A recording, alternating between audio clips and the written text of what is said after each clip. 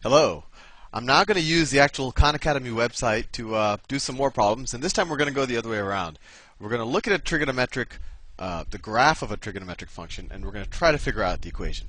So let's start with the problem we have in front of us. So we have well, we don't know if it's a sine curve or a cosine curve, but I guess it's fair to say that it's one of the two. So actually, let's answer that question first. What do you think this is? Do you think that this is a sine curve or a cosine curve? Well, what do we know? What's the difference, or what's the easiest difference to differentiate between the two? Well, what was sine of 0? And let me get a little chalkboard in here. Let me bring it right here. What is? Let me make sure my pen tool is correct. All right, right here. What is sine of 0? Sine of 0, and it could be 0 degrees or 0 radians. Well, if you remember from a couple of the other modules, or even if you want to use a calculator, sine of 0 is 0. And what is cosine of 0? Well, cosine of 0, if you remember from the last modules, or you want to use a calculator, although you shouldn't have to use a calculator for cosine of 0, you might remember it was 1. So this graph that we have here, it's definitely when x is 0, when the x-axis is 0, the function definitely isn't 0. In fact, in this case, it's 1.5.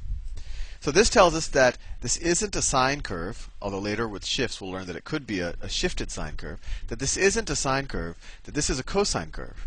And then you might ask, well, Sal, if this is a cosine curve, why is f of 0 equal to 1.5 or 3/2 instead of 1? Because I just said here that cosine of 0 is 1. Well, that's because there must be some type of a coefficient here, let's call it a, that is changing the amplitude of this cosine curve. And if you remember from the last module, what do you think this a is? Well, that a is just literally the amplitude of the curve. And what's the amplitude of this curve? Well, the amplitude of this curve, if we just see how much it moves above and below the x-axis, well, it's that 3/2 or that 1.5 we've been talking about. See, it moves up 3.5 and it moves down 3.5. So let me just write that. So we know that this is 3/2 cosine of, well, something x, right? We know f of x is equal to 3/2 cosine of something x. And we could use the formula that we learned in the previous video, that it equals 2 pi over the period x. So now we just have to look at the graph and try to figure out what the period of the graph is. Well, how many radians does it take for the graph to start repeating again? Well, let me click on the hint button, and maybe this will help us. When I click hint, there, it drew the period. And you could have figured it out on your own. If you just go from any point and then go follow the curve back to the same point again, you'll see how long its period is. And the hint on the Khan Academy actually told us that the period is 4 pi. And you could have started from any point to any other point. You could have gone from this point and then gone down, gone back up, come down, and then you would have seen that this distance is also 4 pi. So we know that the period is 4 pi, and then I can click hint again, and it'll tell us stuff that we already figured out. The amplitude we already figured out was 1.5. But let's just use the period, because we already knew what the amplitude is. So the period here, we already figured out was 4 pi, so let's just write that in our equation. So f of x is equal to 3/2 cosine of 2 pi divided by the period. The period in this case is 4 pi x.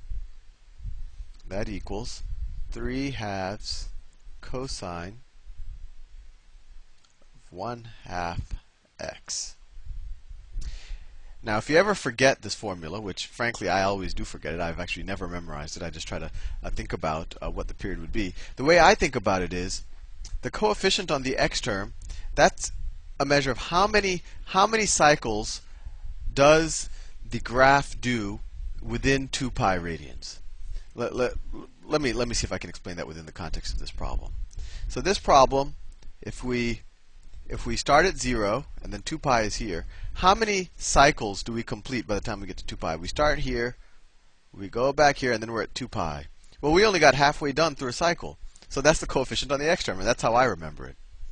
So I could just say, well, that's 3/2 cosine of how many cycles do I complete in 2 pi radians? Well, I only complete half a cycle. 3/2 times the cosine of 1/2 x. So that's our f of x. Let's do another problem.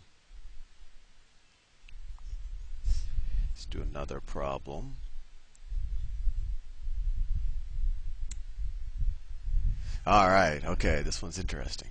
So the first thing, just by inspection, we can figure out what this amplitude is. This is pretty easy, right? How much does it move above and below the x-axis?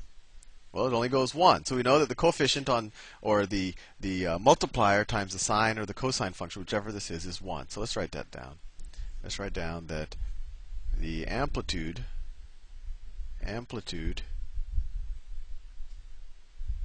is equal to 1. Now let's try to figure out if this is a sine or a cosine function. In the last problem, we said, well, it's either going to be if it's sine of 0 is 0 and cosine of 0 is 1. Well, f of 0 of this function, whichever it is 0. So we know this is a non-shifted sine function. So there, we have another piece of information. It's a sine function. It's a sine function. So the last thing we have to figure out, we could either figure out the period, or we could use the method that I just showed you, where we say, well, how many times does it cycle within 2 pi radians? So let's do it that way, and then we immediately know the coefficient. Let's see, it goes, well, actually, with this graph, boy, it doesn't even get all the way to 2 pi. But let's see, it goes 1 cycle, 2 cycles. And I did 2 cycles in only pi radians, right? Because I'm only at x equals pi here. So if I did 2 cycles in pi radians, then we must be able to do 4 cycles in 2 pi radians. Or we could actually start here. Actually, this is better, right? Going from negative pi to pi. That's 2 pi radians. So we finish 1 cycle, 2 cycles, 3 cycles, 4 cycles. So then we know what the coefficient on the x term is. So we know that it's sine of 4x. So the answer here is f of x is equal to 1, because that's the amplitude, which is just 1, times sine of 4x. I think we have time for one more. And I want you to, don't just mechanically do whatever I'm telling you. I want you to think about why counting the number of cycles within 2 pi radians, why that makes sense to you. Then think back to the unit circle. Or think back why that formula that, the 2 pi divided by the period is also the coefficient. Think about why that makes sense. If you realize why it makes sense, you'll never have to memorize it. And then 20 years later, when you're doing it like I'm doing it right now, you won't be confused. You'll be able to rederive the formulas. Let's do one more.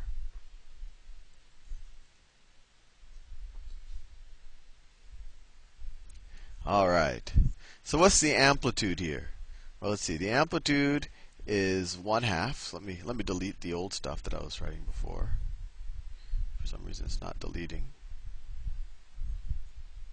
Okay. Hope I don't confuse you. So the amplitude, let's just call it amplitude, is equal to 1/2. And how many cycles does it complete within 2 pi radians? Let's see. It goes, if we start here, it looks like it completes only half a cycle, right? Because it takes 4 pi radians to complete the entire cycle. So it only completes half a cycle. So we could say, well, we could think of it either two ways. We could say that the period is equal to 4 pi, because that's how long it takes to complete one cycle. Or we could say it can only complete half a cycle in within 2 pi radians. The last thing we have to figure out is this sine or a cosine function. Well, f of 0 is 0, right? So it's a non-shifted sine function. So then we're done. We have f of x is equal to 1/2. Figured out it's a sine function. Sine of what? How many cycles did it complete in 2 pi radians? It only completed half a cycle. Let me not cover the problem. It only completes half a cycle. So it's 1/2 sine of 1/2 x. Or we could use the formula f of x equals 1/2 sine of 2 pi divided by the period x, right? Because 2 pi divided by the period is equal to 2 pi over 4 pi, which also equals 1/2. I think that'll give you a sense of how to do these problems now, and I encourage you to practice them on the Khan Academy website. Have fun.